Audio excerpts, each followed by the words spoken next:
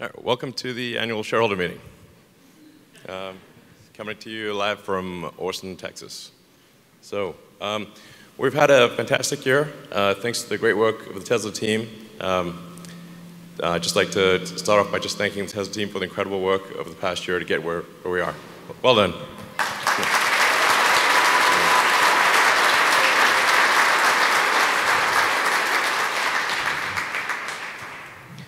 So we have record vehicle deliveries, as we've already reported this, but you can see that there's a pretty, I think this might be the fastest that any large manufactured object has grown. Like, certainly one of the fastest, perhaps the fastest. It looks like we have a good chance of maintaining that into the future, really dependent on supplier challenges. So if we can get the chips, we can do it.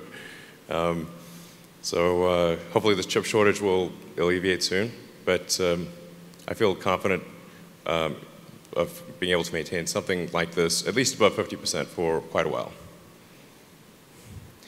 The Model 3 became the best-selling premium vehicle globally. So of any premium vehicle.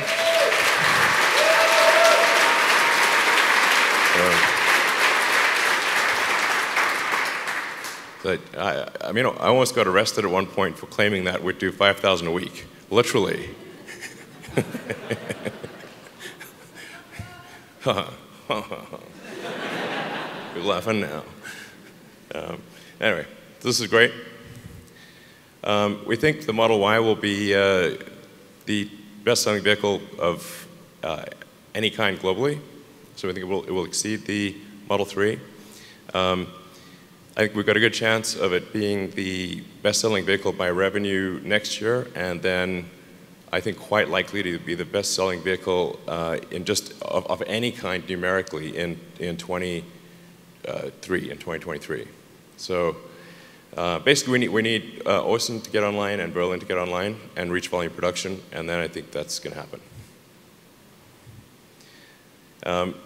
In terms of free cash flow generation, obviously we had some tough years back then. Things were looking a little dicey, to say the least, in 2017 and 2018. Don't want to go back there again. But we got through that, and now things are looking really good. So I think we'll see continued strong cash flow generation, and especially as you multiply unit volume times autonomy and increased efficiency in the factories. Because I think over time you'll see all manufacturers will make electric vehicles, and eventually all manufacturers will make autonomous vehicles. I think Tesla's open to licensing autonomy, because I think autonomy will be such a significant lifesaver and preventer of injuries that it is not a technology we want to keep to ourselves. So I think it will be morally right to license it to other manufacturers if they would like to use it. So.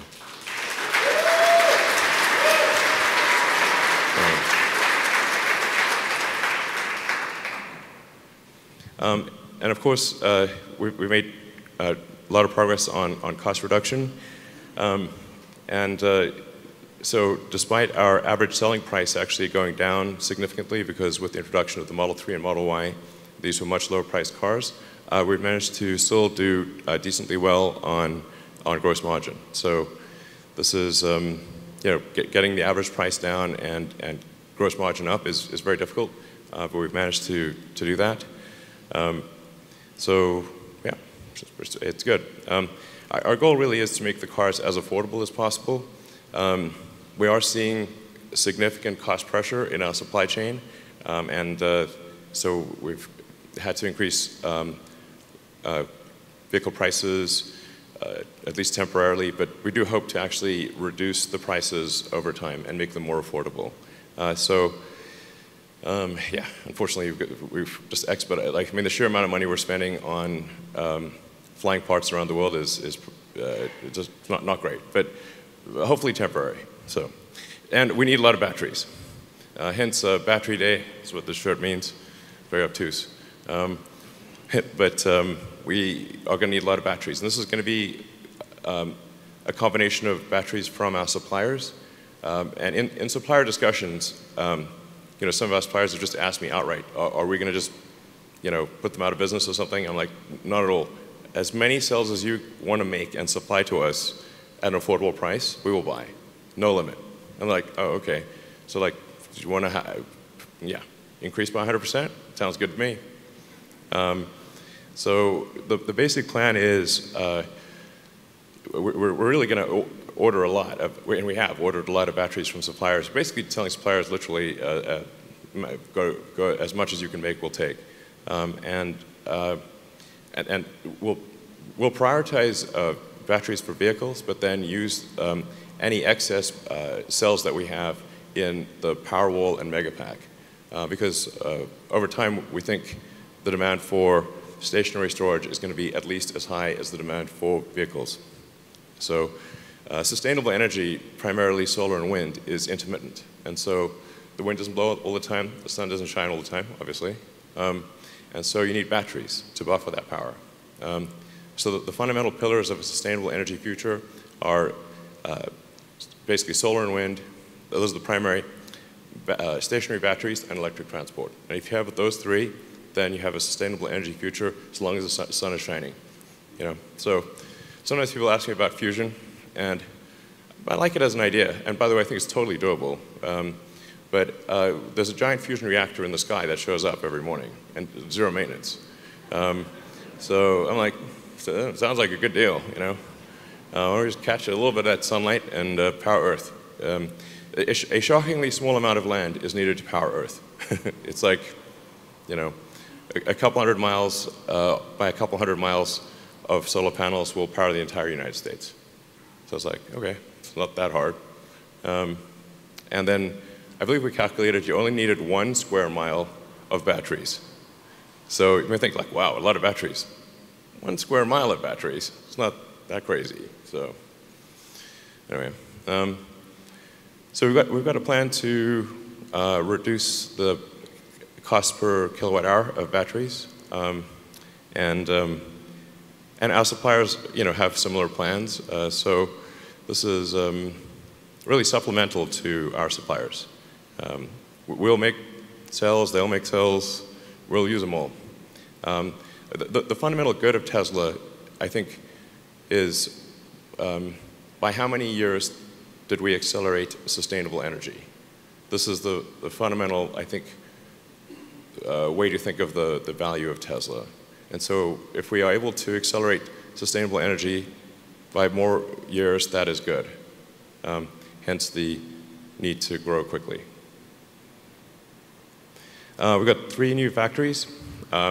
Giga Shanghai has done an incredible job. And Giga Shanghai now exceeds Fremont in production. So actually, I'd like to just give a special hand to our Tesla China team.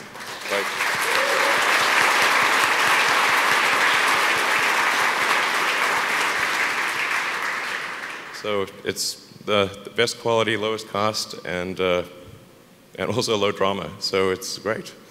But that said, we are continuing to expand our Fremont operations and expect to hopefully increase Fremont output by 50%.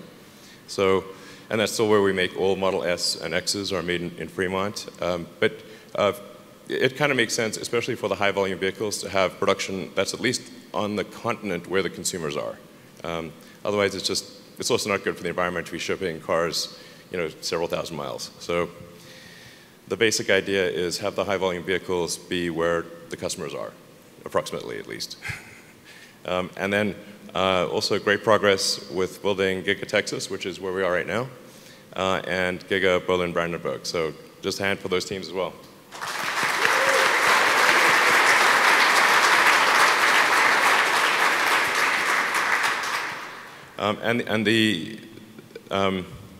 These factories will have cell production in them as well. So this will be really kind of raw materials in, cars out. So really, really big. Yeah, I mean, these things will be in like units of Pentagon, basically. Let's see, so impact report. There's a lot of, I think, interesting stuff in our impact report. We go into quite a lot of detail on all the things we're doing. And you know, Tesla is certainly a company that tries very hard to do the right thing in all respects. We try very hard to do the right thing in all respects. We don't always succeed. But if you're looking for a company where you say, is that company really trying to do the right thing? That is Tesla. Okay, we really try. Okay, I mean, anyway. So,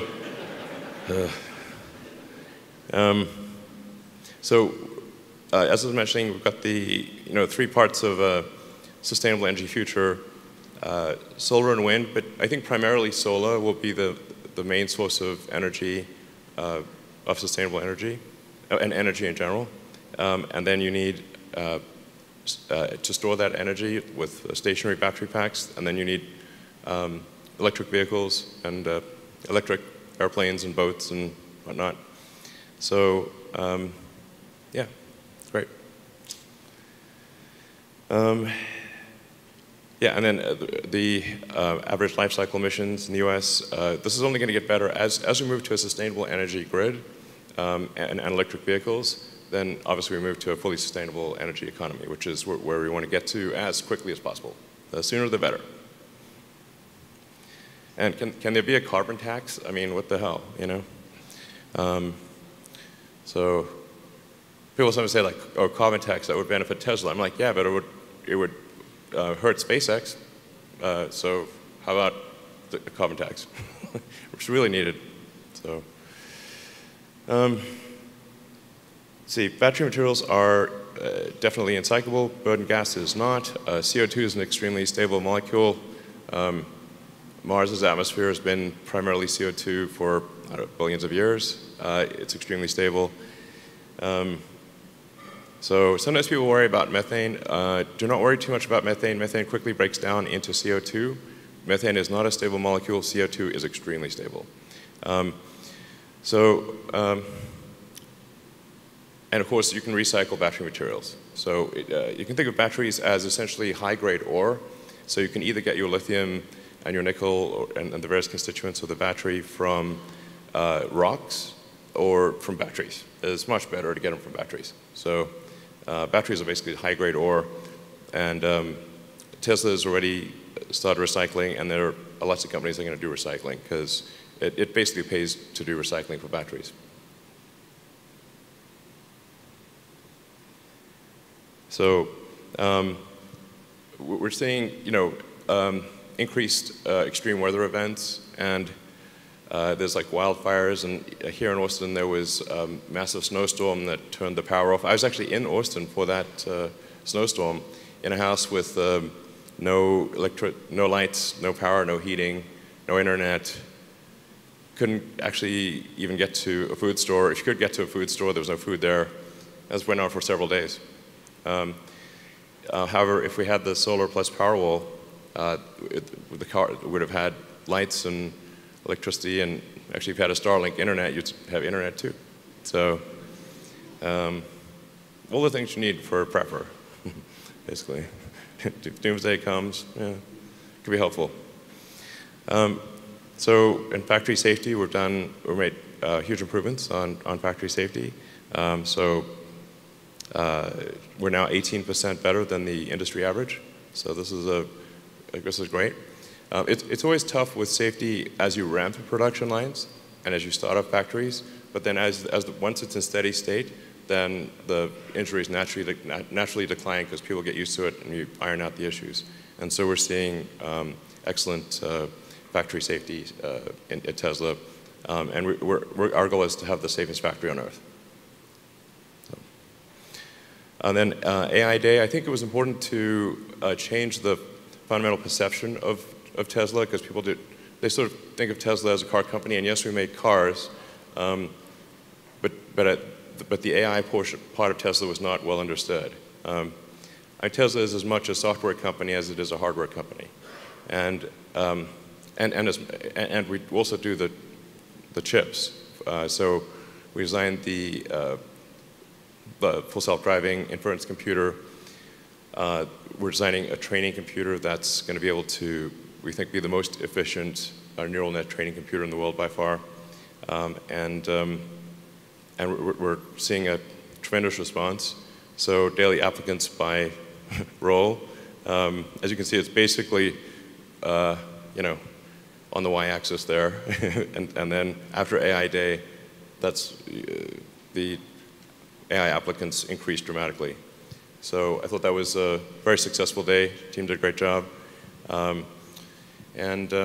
Yeah, AI is going to be a very important part of the future. Self-driving is obviously one of the functions. I obviously have mixed thoughts about AI, and we've got to watch out for AI being a danger.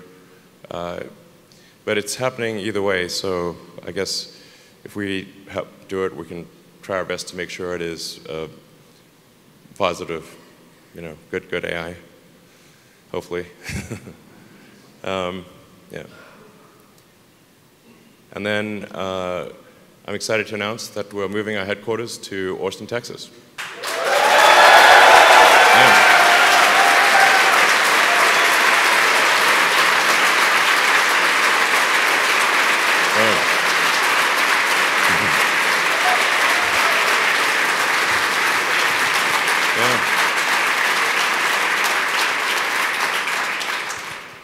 So just to be clear, though, we will be continuing to expand our activities in California. So this is not a matter of sort of Tesla leaving California. As I said, our intention is to actually increase output from Fremont and from Giga Nevada by 50%. So, but we're just hitting the sides of the bowl. You know, I mean, if you go to our Fremont factory, it is jammed. I mean, it is jammed. It's like, whoa. And when we first went in there, it was like, you know, we're like a kid in his parents' shoes. It was ridiculous, like tiny us and giant factory. And now we're like a spam in a can here. Like, how do we fit more stuff? And it's tough for people to afford houses, and a lot of people have to come in from far away. And so it's we're taking it as far as possible, but it's there's a limit to how big you can scale in the Bay Area. So here in Austin, and our factory is like 5 minutes from the airport, 15 minutes from downtown, and we're going to create an ecological paradise here on the because we're right on the Colorado River. It's going to be great. So to emphasize again, continuing to expand in California significantly, but even more so here in Texas. So. With that, we can go to questions.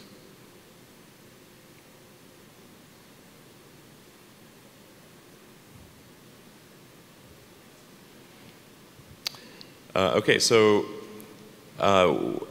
when will Cybertruck production begin, and at what rate will the ramp-up happen? So this year has been just a constant struggle with parts supply. So just to be clear, if we had like 5 extra products, we would not change our vehicle output at all, because we were just basically limited by multiple supply chain shortages, like so many supply chain of so many types. Not just chips, there were lots of supply chain shortages. So it really wouldn't matter if we had like the Semi or the Cybertruck or anything, we would just not be able to make it. And the Semi in particular needs a lot of cells. So it needs a lot of cells, a lot of chips, and so that will be, we got to have enough, otherwise it's pointless. So I think most likely what we'll see is Cybertruck start production end of next year, and then reach volume production in 2023. And hopefully we can also be producing the Semi and the new Roadster in 23 as well. So we should be through our severe supply chain shortages in 23. I'm optimistic that will be the case. Let's see, will we do a stock split? Well, maybe not yet. Maybe we'll consider a stock split at some point in the future, but I think we'll not quite do that quite yet.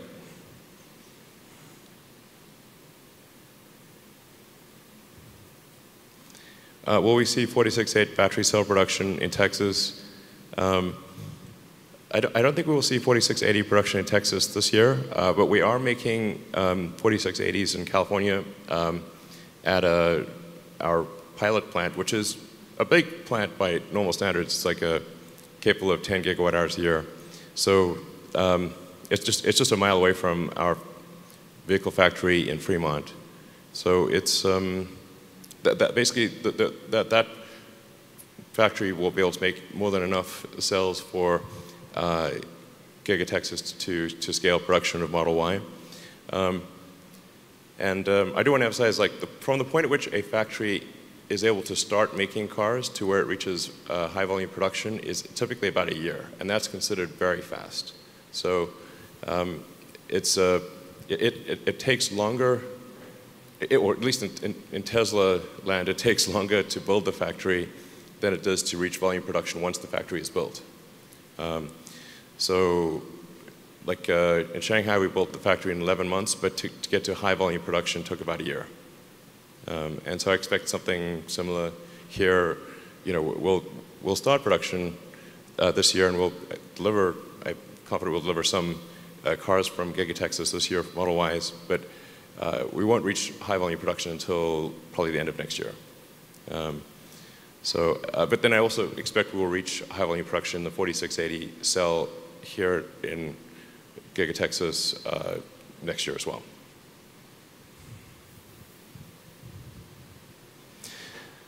More factories. Man, it's hard to build a factory. Yeah, I've said many times that prototypes are easy, production is hard.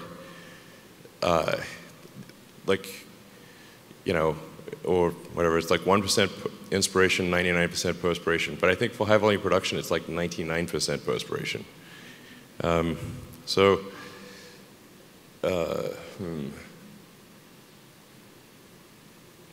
think we might start scouting for locations next year, but I think we can do a lot with Berlin and Berlin and Austin, and expanding in China, and expanding in Fremont. So the nice thing is, like, having at least a factory in Europe and a factory in China, a factory in North America.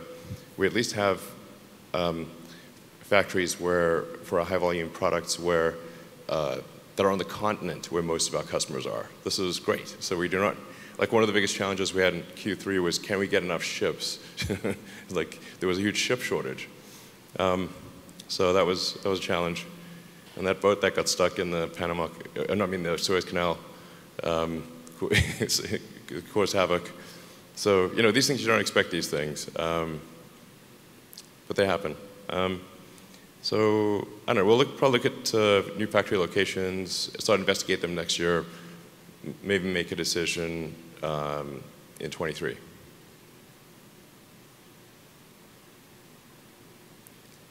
Does Tesla plan to offer dividends? We do not currently have plans for dividends. I do kind of feel like the time when a company offers dividends is, you know, it's kind of cresting the hill, you know, if you will. It's usually not, they've run out of things to invest internally. You know, we have not run out of things to invest in internally by a long shot. So.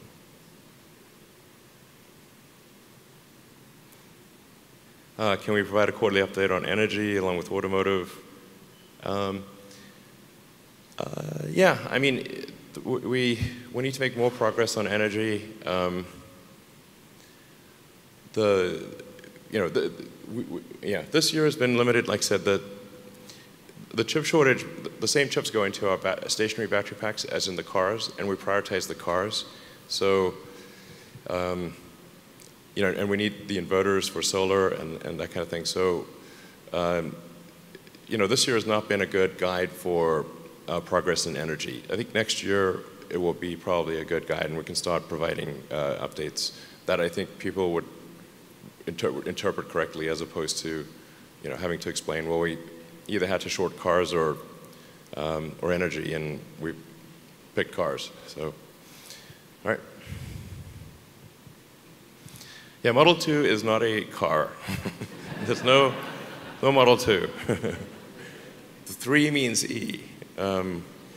So we're Model 3. We're trying to we're going to call it the Model E, but then Ford threatened to sue us, and so we said, well, let's call it the Model 3.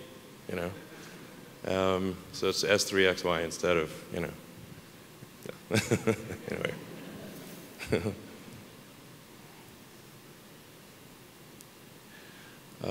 Gigafactories getting bigger with each iteration.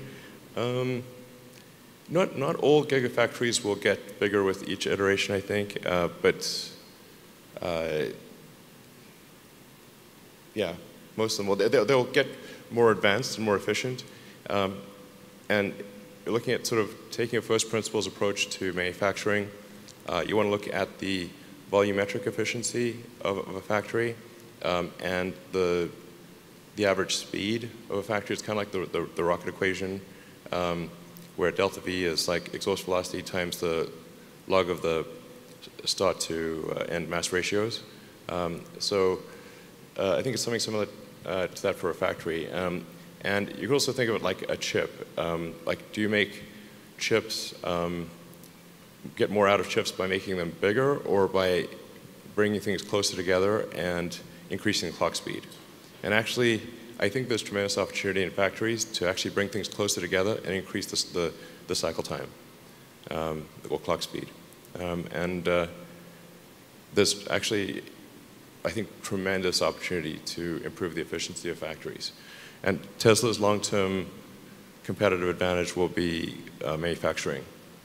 Because all cars will be electric, eventually all cars will be autonomous. The thing that's the hardest to, I think, sort of match Tesla on or copy is manufacturing. And so I think that will be the long-term advantage of Tesla.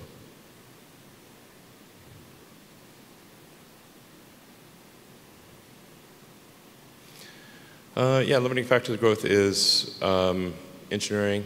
Yeah, there's really not a factory stamping out amazing engineers. So it's hard to, you've got to basically recruit people. You've got to kind of train them in the right way, and this just takes time. And sometimes companies think you could just hire anyone with an engineering degree, slap them together, and get amazing stuff. This is not the case at all. Often adding more engineers to a program makes it go slower.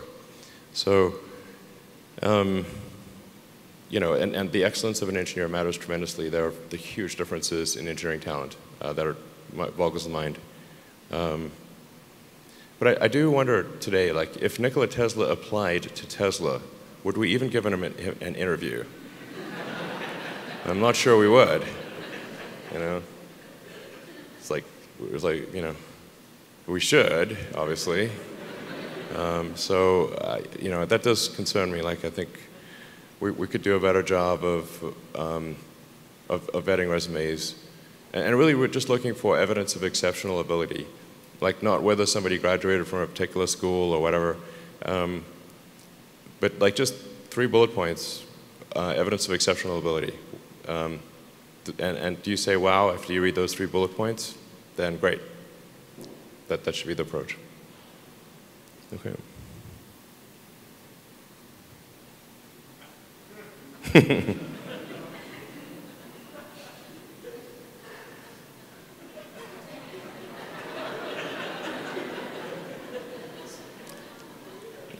I'm actually a big fan of the original VW sort of bus. That was really cool. And I haven't really seen the new one, but yeah, I think over time Tesla will make basically, all major variants of vehicle. Why not? One in every significant category, I think. Yeah. right?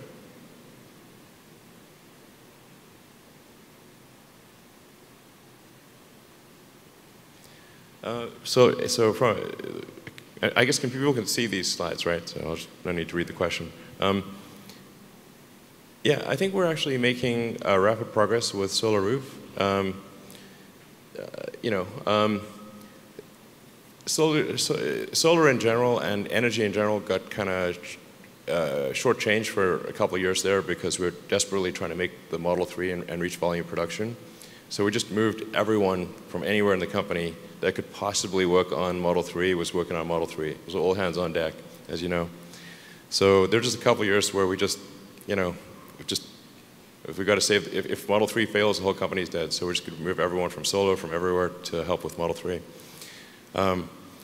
So we're a couple of years behind on that. But I think we're now making rapid progress with the Solar Roof, and in particular with new home builders. Obviously, the most efficient way to get a solar roof is to put it on, put a roof on once, instead of, like doing retrofit is obviously fundamentally more expensive than doing solar roof on new homes. So we now have relationships with a number of new home builders, and we expect those to gather significant momentum, and then we're going to have a campaign which is kind of like, well, I'm dating myself here. I want my MTV. So I want my solar roof. Where is it? So, I think we'll just get people actively asking in new home developments, well, does it have a solar roof and a power wall? Because then, you generate your own power, and you can help stabilize the rest of the grid using the power wall. And we're doing this in partnership with utilities. Like, the thing that I think people need to appreciate is that there's a lot more electricity production that needs to occur as we move to an electric vehicle future. For two homes where both cars are electric, the electricity usage will approximately double. And so if you don't have local power production at the homes with a battery, because the battery's got to buffer the power, otherwise if you just have solar without batteries, it causes these massive waves in the grid, and so you have to have the batteries to stabilize the grid. But those batteries can then act collectively to stabilize the whole grid, and that's software that we've developed that is, I think, first going to go into use in Australia. That's going to be, I think, quite compelling. But you really need, for a sustainable energy future, you have to address electricity at the homeowner level. This is essential. But there will still be a very prosperous future for utilities because electric power will approximately double, and then if you transition heating to electric as well, it approximately triples. So this is a lot of work both at the local level of electricity distribution and at the utilities. Utilities got to expand, and there's got to be solar and batteries at the homeowner level. But having a Tesla Solar with battery means that you have power no matter what. If the utility shuts you off or for any reason, you still have power. When I was here in the Austin blizzard, it's like I was staying at a friend's house, but he didn't have the solar roof and battery, so I'm sitting in the dark, in the cold. And I was like, okay, really brings home the need for the solar roof and battery.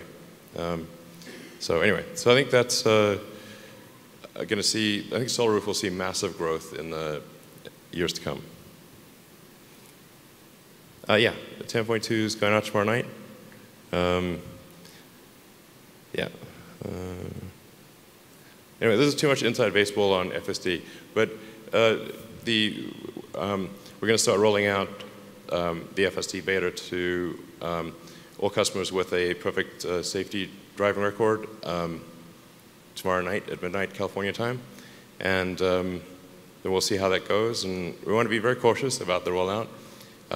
If that's looking good, then we'll, because there's like a little over 1,000 people that have a perfect score, then we'll start giving it to people with a 99, 90, 98, 97, and so forth. we'll probably have to have some cutoff, it's like 60%, I don't know. I don't know. But it's got to be, we're looking for people who are extremely conscientious drivers for the beta program. But it's looking really good. I actually drove here from the friend's house I'm staying at in Austin, which is quite far away and has quite a complicated drive. And the car took me all the way from my friend's house to the Gigafactory with no interventions. So perfect drive. Yeah.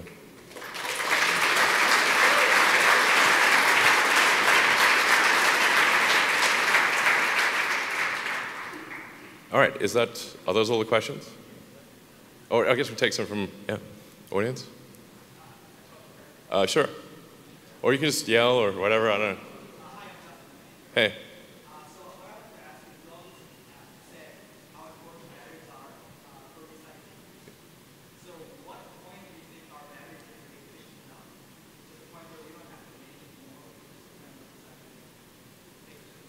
When will we not need to do any more mining for batteries? Basically, it'll be a while because we've got to extend the fleet. So the fleet of cars out there is gigantic. There's about 2 billion cars and trucks in use in the world. So that's a lot. So annual global capacity for vehicles is 100 million a year, roughly. Which kind of makes sense. Like cars and trucks tend to last about 20 years before they go to the junkyard. So that's an important statistic to bear in mind. Like even if all cars and all vehicles were electric tomorrow, it would still take 20 years to change out the fleet. So I think people don't, you see a lot of noise and sort of stories about electric vehicles, but the fleet is what matters. And still, it's basically rounds down to nothing. If you look at total fleet of vehicles on Earth, and electric cars at this point I think are still well under 1% of the fleet. So, but I don't know, probably 30 years-ish, 30, 40 years? Yeah, it's not bad. Yeah. Yeah, and I think, just to clarify a few things that are sometimes misunderstood out there, lithium is extremely plentiful. It is one of the most plentiful things on Earth. It is not rare at all. It's hard to avoid lithium. If you said, where can we dig a bunch of rock that doesn't have some lithium in it, you would have a hard time. It's in seawater, basically lithium is a salt. So where is there salt? There's a little bit of salt pretty much everywhere, so it's lithium everywhere. So that's not an issue. Also, lithium is only like maybe 1 or 2% of the cell. And so the actual thing that matters is the cathode. Most of our, actually, our long-range vehicles use a nickel-based cathode, and sometimes people think it's a cobalt-based cathode. No, cobalt is used in phones and laptops, but we use nickel because nickel has higher energy density for our long-range vehicles. But for our standard range vehicles and for stationary storage, I think all of that will move to iron-based, iron cathodes. And iron is also extremely plentiful. Nickel is not rare, but there's, I know, maybe 10 to 100 times more iron than there is nickel. So moving to an iron-based chemistry, which is sort of finally at the point where it's competitive on range when combined with an efficient powertrain. I think that will be the vast majority of batteries in the future will be iron-based. So I do not see any shortages. It's just a question of making all the equipment to kind of process that into a cell and then into a pack. Yeah.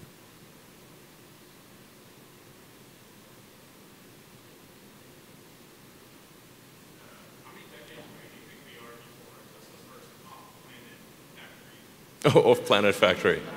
I like the way you think. So, how many years before Tesla's first off-planet factory? I mean, I'd like to see one before I'm dead. That would be cool. So I don't know, what have we got, like 40 years-ish? Hopefully before dead, basically. That'd be great.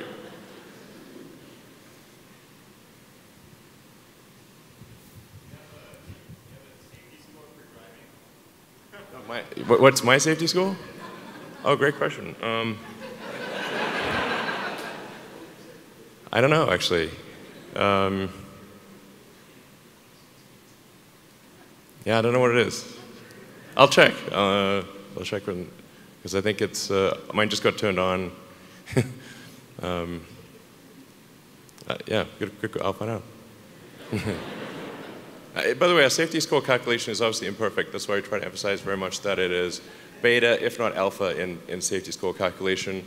So it's going to get a lot of changes. Yeah, expected to improve in its accuracy substantially over time. This is really just, it's a very early stage algorithm.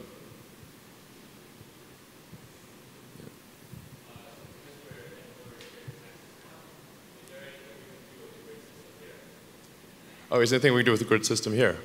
Yeah, in fact, Tesla is doing a number of projects in Texas. Tesla, Texas. We've got a large battery project, I believe, in the Houston area. Yeah, it's Houston area. Sorry? Yeah, we're doing 100 megawatts in the Houston area. We're talking to ERCOT about doing other major installations. The Tesla Megapack system is actually really great at dealing with power fluctuations. So if you look at power usage, it varies dramatically during the day. So you get,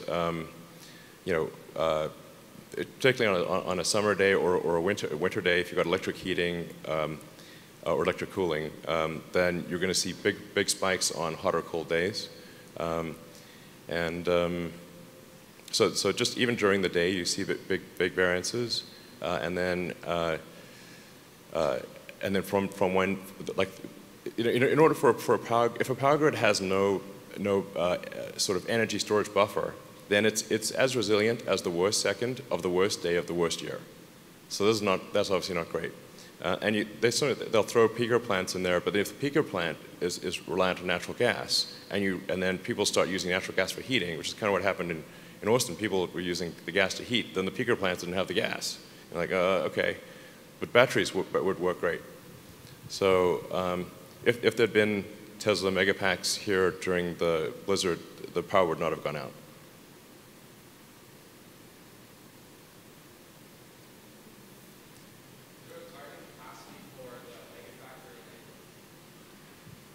Target capacity for the Megapack factory. No, I don't actually know what the target capacity is, but it's big. 40 gigawatt hours. Okay, 40 gigawatt hours. Yeah. Actually, that's an example of where we are expanding.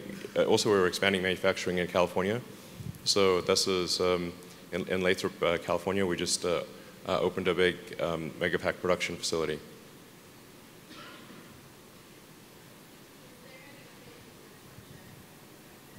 Sorry, it's difficult to hear. Tesla insurance. Yeah, so like the degree in which insurance is a regulatory labyrinth is insane. It was like designed to be hard. It's the feeling you got. I don't know if it's designed, but it certainly is very difficult. So there's a zillion applications, and you have to wait for a bunch of time and it's long and complicated, and a lot of it is state by state. Most of it is state by state. So,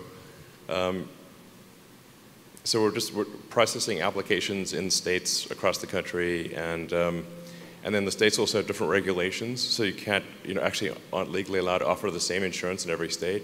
So you got to adjust the software to be different in every state. It's very complicated. But I think we'll be offering it in Texas very soon, and like maybe in a month or something. Next week, great. phone a friend. So Tesla Insurance goes live in Texas next week.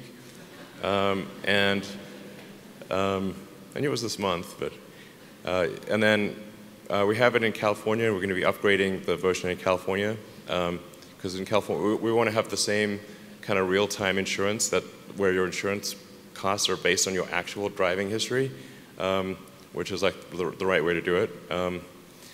But we're currently not allowed to do that in California for some reason. So we're trying to get permission from the regulators to be allowed to give accurate scores for insurance. Seems like that's the thing you'd want to do. And then hopefully, I don't know, we'll probably have most of the country next year, aspirationally. That's our goal.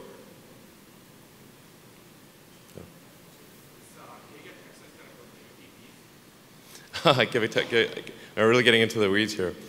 So we're definitely going to be making Cybertruck here, and so probably the ATV too. So the ATV is an interesting design challenge because ATVs are pretty dangerous, and so we want to make an ATV that is the least dangerous ATV. So if you're going to ATV, well, you might as well have the least dangerous ATV, you know. So it'll have a really low center of gravity because the battery pack will be down low, and I think we can do some things with the suspension. Just make it really hard to roll this thing, you know. So because when ATVs roll is when bad things happen. So it's going to be the ATV that won't roll. So it'll be cool. You got to have one with a Cybertruck, you know. Okay, so I'll take one last question. Yeah.